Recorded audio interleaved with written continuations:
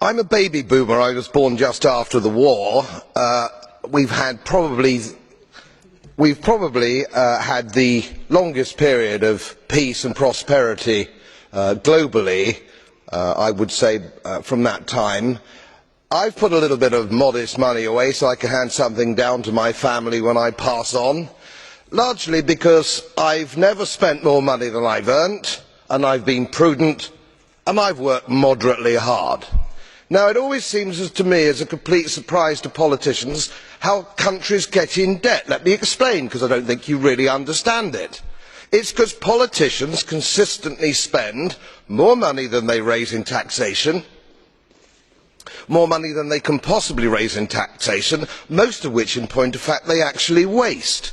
The reason we're talking about countries which are broke, and they are broke, is because their ridiculous, ineffective, ignorant politicians consistently spend more money than they can raise, and then they borrow, and worse, they then print money because politicians and their central banks have a machine which prints money. You do that as a private citizen and it's a criminal offence.